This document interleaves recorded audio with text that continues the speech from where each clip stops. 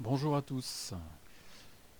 Alors, le chapitre où nous en étions, c'était celui-ci. Donc, chapitre 3 sur les microbes, pour montrer que les microbes ne sont pas toujours dangereux. En ce moment, on parle beaucoup de microbes, enfin d'un virus en particulier. Ça donne l'impression que tous les microbes sont dangereux, alors qu'en fait, parmi tous les microbes, il y en a quelques-uns qui sont dangereux, qui peuvent rendre malade ou qui peuvent même tuer. Mais en général, les microbes, ils sont partout et ils ne rendent pas malade du tout. Au contraire, ils sont super utiles, vraiment, vraiment utiles. Et là, dans cette activité 3, c'est avec les animaux que les microbes, on va voir qu'ils sont utiles. Donc là, il y avait ce tableau qui parlait de la vache. Alors, normalement, c'est un peu connu, ça, le fait qu'elle mange de l'herbe. Et puis, c'est vrai qu'il y a une histoire de microbes dans son ventre. Un oiseau un peu bizarre, l'oisin. Et puis, des termites. On sait que c'est un insecte qui mange du bois, normalement, tout le monde le sait, ça. Donc, il fallait remplir un peu ce tableau pour voir ce qu'il mange. Et puis, donc, comment ça se passe avec les microbes, comment il peut y avoir un microbe qui l'aide vraiment à vivre. Le bilan en trou, qui est super court, hein, comme c'est un petit bilan celui-là, hein, c'est rapide. Donc là, les réponses, elles sont dans le fichier Word, tout le monde peut les voir facilement. Je ne vais pas rester sur cette image-là. On va aller plutôt sur les images du livre. C'est pas celle-ci, ça c'est celle que je mets au départ. Là, le livre, il est là. Donc, premier exemple. Là, c'était la vache. On dit, mais qu'est-ce qu'elle mange? Bah, elle mange de l'herbe, c'est sûr. En majorité, c'est presque tout le temps la même espèce d'herbe qu'elle va manger, pratiquement. Enfin, elle mange tout ce qu'il y a par terre, donc c'est pas une seule herbe non plus. Donc c'est marqué, j'ai 50 kilos d'herbe par jour, c'est énorme. Mais une vache, oui, c'est plus lourd que nous. Alors forcément, elle peut manger plus, elle a plus de place dans son ventre. En plus, son ventre, on va voir, mais elle n'a pas qu'un seul estomac, elle en a plusieurs. Et puis, une vache, si elle mange que de l'herbe, l'herbe, ça apporte pas beaucoup d'énergie. C'est beaucoup d'eau et de fibres. Donc il faut qu'elle en mange beaucoup pour qu'elle puisse avoir de l'énergie, comme elle est lourde pour se déplacer. Elle doit manger plus que nous, mais l'herbe c'est pas très nutritif, ça ne nourrit pas beaucoup. Voilà. Alors comment elle fait pour digérer ça alors qu'en fait elle est comme nous, si elle mange de l'herbe, elle a des dents spéciales pour ça quand même, elle a des dents bien plates qui écrasent l'herbe, elle peut facilement mâcher l'herbe alors que pour nous c'est plus dur. Mais elle a quelque chose dans son ventre qui l'aide à digérer pour pouvoir manger cette herbe. Alors il y avait un autre document, mais moi j'en ai un autre qui montre un peu plus ce qu'il y a dans son ventre. Donc là, le document il disait bien que dans son ventre, il y a énormément de bactéries. Il y a un microbe qui l'aide à digérer tout ça. Sinon, elle ne pourrait pas manger de l'herbe, l'herbe ne suffirait pas. Donc là, j'ai un dessin en noir et blanc, on voit bien ce qu'il y a à l'intérieur de la vache. Donc elle mange de l'herbe, elle va mâcher longuement, ça va rentrer par là, dans son cou. Après là, on voit que le trait passe par en haut là. On est dans une sorte de premier grand estomac, il y a différents noms chez la vache, parce que comme elle a plusieurs estomacs, on ne va pas dire estomac 1, estomac 2, estomac 3, mais ils ont donné différents noms, je crois qu'ils ne sont pas tous d'ailleurs, la panse, la caillette, le bonnet, le feuillet, il y a plein de petits estomacs, plus petits ou gros, ça a une différente taille, hein. Donc ça passe par là, ça va être malaxé, là c'est au chaud. Comme chez nous, dans notre estomac, c'est un peu plus acide, ça va dissoudre un peu les aliments, mais ça passe ici, on voit un numéro 2, là, ça va, là, un numéro 3, ça passe au-dessus, ça peut aller ici. Mais donc après, il y a la suite, là, des intestins, hop, comme chez nous, à part qu'il y a plusieurs estomacs. Et là, le 3, on voit qu'il y a une flèche qui peut revenir dans la bouche. Bah oui, elle peut remâcher. Ça fait un premier passage dans une grosse poche, au chaud, ça commence à être malaxé un peu, mais ça peut revenir dans sa bouche, elle va remâcher encore. C'est pour ça que parfois, des vaches dans les champs, on a l'impression qu'elle mâche un chewing-gum, elle se penche pas pour bourter de l'herbe, elle a la tête en l'air, et puis elle mâche comme si elle avait un chewing-gum, c'est qu'elle est en train de remâcher de l'herbe qu'elle avait déjà mangée, quoi. Voilà, donc dans toutes ces poches-là, il y en a des bactéries, il y en a juste des milliards. Donc ces bactéries, c'est elles, je les ai en photo après. Là, ces bactéries, alors bactéries, quand on regarde au microscope, c'est vrai que souvent ça fait des petites bulles comme ça, c'est une cellule, hein, c'est tout simple, c'est pour ça que c'est juste en apparence une bulle. Il y a une bulle, des fois les bulles elles sont allongées, un peu ça fait des petits bâtons, là c'est assez ovale.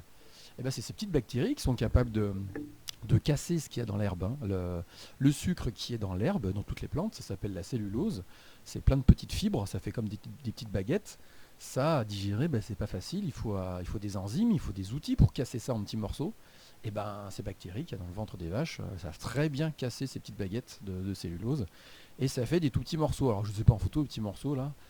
C'était plus un TP qu'on faisait en cinquième, c'est d'ailleurs la digestion, hein, quand on casse un gros morceau de sucre, donc là les baguettes de cellulose c'est des grandes baguettes de sucre, ça s'appelle un sucre lent quand c'est gros. Et quand ça fait des tout petits morceaux, ça s'appelle un sucre rapide. Et les petits morceaux, tout le monde connaît normalement, ça s'appelle du glucose, le sucre le plus répandu, hein. Il n'y a pas que celui-là comme petit sucre, c'est quand même le plus répandu, c'est celui que nos muscles adorent, notre cerveau, et les vaches c'est pareil, son cerveau, ses muscles, elles adorent ce petit sucre. Voilà, donc forcément là le microbe il est indispensable pour la vache, hein, sinon elle ne pourrait pas digérer cette herbe. Après cet oiseau, l'oisin, lui c'est pareil, donc il a un microbe dans sa gorge, dans l'œsophage. Alors lui, ça sert pas seulement à digérer la cellulose, c'est la même histoire, hein. La cellulose, c'est un sucre qui est dans les plantes, c'est un sucre lent. Alors même si on goûte là on voit des feuilles, on goûte une feuille comme ça, on se dit oh ça n'a pas un goût de sucre. Et les sucres lents n'ont pas forcément un goût de sucre, hein. C'est comme le pain sur le coup, quand on le mange, bon, c'est un mélange de sucre lent et de sucre rapide, mais le pain quand on le mange, bah, il n'a pas un goût de sucre. Mais si on le garde en bouche pendant longtemps, on mâche bien la mie de pain, petit à petit les petits sucres ils se décrochent parce qu'on a des enzymes dans la bouche, et là ça sent le sang ce sucre après, hein. Donc il n'est pas toujours le sucre, quand on dit du sucre dans les plantes, dans le blé, tout ça, c'est pas un sucre qui a un goût de sucre tout de suite quand même, hein, quand il est en gros morceaux.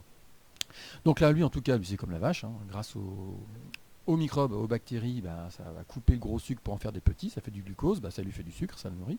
Mais en plus, lui, si c'est une plante qui est toxique, alors ça veut dire que dedans, il y a un liquide toxique, ça veut dire c'est dangereux, ça peut rendre très malade et ça peut tuer quand on dit toxique, hein. Donc peut-être que cet oiseau, sans ces bactéries, eh ben, il mourrait, il mangerait ses feuilles et hop, il aurait peut-être un arrêt cardiaque, il tombe dans les pommes et puis son cœur s'arrête, voilà, et il meurt.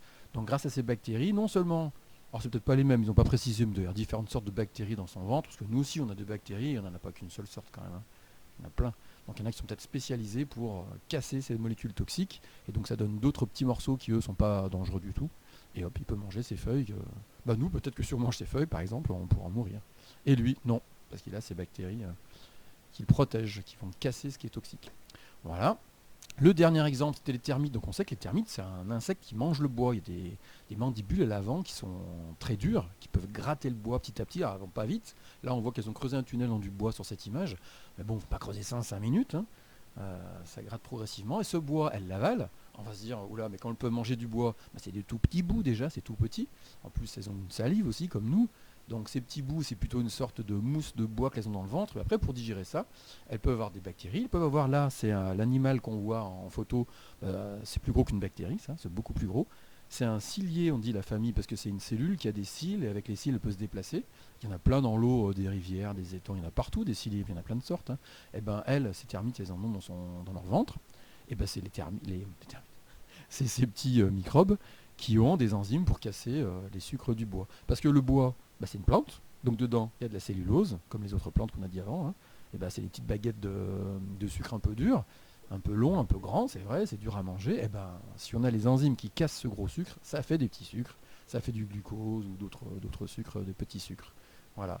Après, ils ont bien marqué dans le texte aussi, finalement, des fois, il y en a certaines des termites qui, au lieu d'avoir des microbes dans le ventre pour digérer le bois, eh ben, elles ont des champignons. Alors comment elles ont pu savoir que c'était ces champignons qui digèrent ce bois? Elles ont ces champignons, elles les répandent un peu partout sur le bois. Elles ne le savent pas parce qu'elles les insectes n'ont pas de vrai cerveau, hein. Mais elles ont ce réflexe de prendre ces champignons, de les répandre. Ça fait des sortes de moisissures qui poussent sur le bois. Donc celles qui n'ont pas de microbes dans le ventre pour digérer le bois, eh ben, elles mettent des champignons qui eux vont digérer le bois. Ça fait une sorte de bois un peu moisi, un mélange de champignons et de bois tout mou. Et ben après, ils n'ont plus qu'à manger ce plat préparé. C'est un peu comme s'ils se faisaient leur cuisine, quoi. Voilà. Donc comme quoi, dans les champignons, ça fait partie des microbes aussi. Donc que ce soit un champignon qui est un microbe, ou que ce soit des ciliés, que ce soit des bactéries, à chaque fois, c'est une histoire de petits microbes. Un microbe, c'est tout ce qui est vivant, qui est tout petit, qu'on voit pas à l'œil nu, on appelle ça un microbe, hein. Et puis il y en a partout. Il y en a sur nous en ce moment là. On dit que, on dit ah non, j'ai pris une douche. Bah oui, on a pris une douche, mais les microbes ils sont quand même là. Ils sont tellement des milliards sur nous. C'est pas parce qu'on a pris une douche qu'on en a plus, hein. On en a, puis heureusement, parce qu'ils sont là, ils sont sur notre peau, ils sont inoffensifs et ils nous protègent en plus. D'ailleurs, ceux qui voudraient trop se laver, on met du gel hydroalcoolique sur tout le corps, on tue tous les microbes sur notre corps, eh ben, c'est vrai que là on n'en aura plus. Et puis ceux qui vont commencer à s'installer sur notre peau, qui a de la place sur la peau, n'importe quel microbe pourrait s'installer, maintenant qu'on les a tous tués. Si c'est pas les bons microbes qui s'installent et puis qui se multiplient, alors là, on peut être très malade, on peut même mourir, hein. Donc comme quoi, il vaut mieux garder ces microbes, ceux qui sont bons, qui sont là tous les jours, ils sont sur notre corps, ils occupent la place. Voilà, comme ça, ils empêchent un peu les mauvais. Si on tombe sur un mauvais, il n'aura pas la place pour s'installer, c'est ça le principe un peu. Donc comme quoi, il y a plein de choses à dire pour ces microbes qui sont bons. Le document, je reviens sur le chapitre. Alors là, le texte, il est dans le document Word, je ne vais pas laisser cette image-là. Et pareil, ce bilan, c'est ce que je viens de dire, hein, je ne vais pas tout relire, c'est dans le document Word, ça, c'est à mettre dans le cahier, à recopier. Alors, ceux qui ont une imprimante, il vaut mieux imprimer celui-là qui a des trous à chaque fois, hein, et puis on complète les trous à la main, proprement, voilà. Je vous donne qu'une activité par semaine, c'est pas forcément très... Des fois, ça peut être long, hein, ça dépend des niveaux. Là, en 5e, par exemple, ils ont eu quelque chose de très, très long à faire. Et voilà, et un bilan, donc pour redire que finalement ces microbes, eh ben des fois c'est très bon. Enfin des fois, non, on devrait dire souvent, un microbe c'est très bon pour la vie, ça sert à plein de choses. C'est indispensable pour certains, les exemples qu'on vient de donner.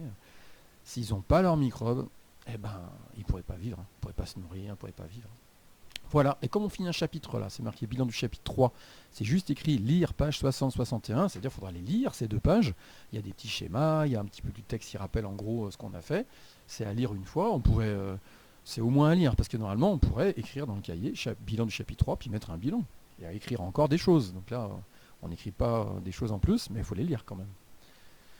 Voilà, donc prochain coup, on changera de chapitre. Là, s'il y a des questions, comme toujours, il faut aller se connecter sur le NT, aller dans la messagerie, chercher le message où c'est marqué cours de SVT 4e, et puis hop, vous pouvez poser des questions là.